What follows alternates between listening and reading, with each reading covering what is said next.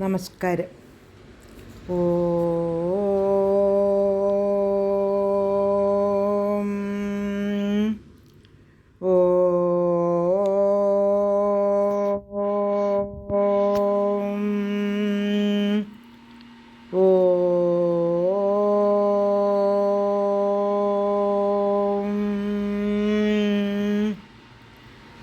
സർവമംഗളമംഗല്യേ ശിവേ സർവാർത്ഥസാധികേ ശരണ്യേ ത്രയംബകേ ഗൗരി നാരായണി നമോസ്തുതേ.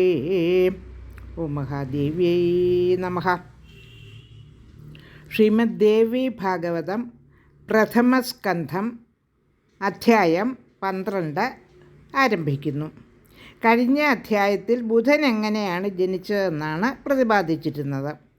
ഈ അധ്യായത്തിൽ പ്രധാനമായും പുരൂരവസിൻ്റെ ജനനമാണ് പ്രതിപാദിക്കുന്നത്.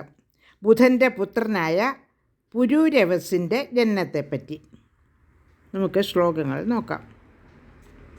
അഥ ദ്വാദശോധ്യായഃ. പുരൂരവസിൻ്റെ ജനനം. സൂത ഉവാച. ശ്ലോകം 1.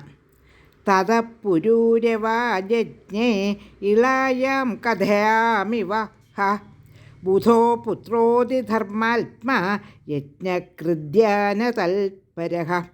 ഇനിയും ഇളയിൽ പുരൂരവസ് ജനിച്ച കഥ ഞാൻ നിങ്ങളോട് പറയാം.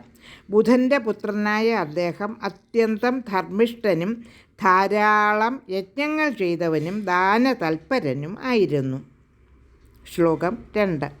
സുദ്യുമ്നോ നാമ ഭൂപാല സത്യവാദീ ജിതേന്ദ്രിയഃ സൈന്ധവം ഹയമാരുഹ്യ ചചാര മൃഗയാം വനേ. സുദ്യുമ്നൻ എന്നു പേരുള്ള ഒരു രാജാവുണ്ടായിരുന്നു.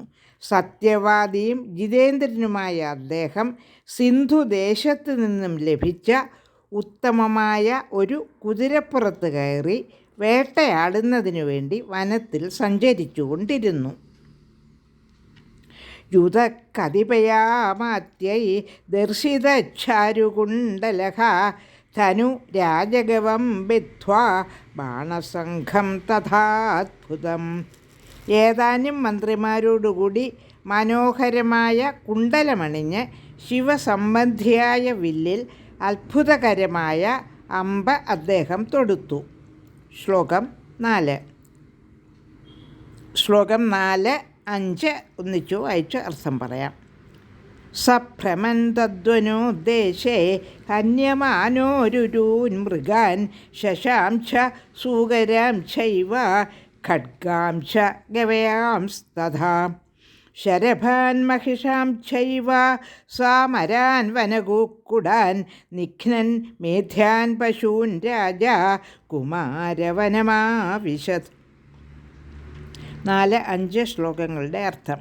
8 അടിമാനുകളെയും കാട്ടുപോത്തുകളെയും ആര്യമാനുകളെയും കാട്ടുകോഴികളെയും ഭക്ഷണയോഗ്യങ്ങളായ മറ്റു മൃഗങ്ങളെയും കൊന്നുകൊണ്ട് അദ്ദേഹം കുമാരവനത്തിലേക്ക് കടന്നു. 5 ശ്ലോകങ്ങൾ പാരായണം ചെയ്തു. ലോകാ സമസ്ത സുഖിനോ ഭവന്തു.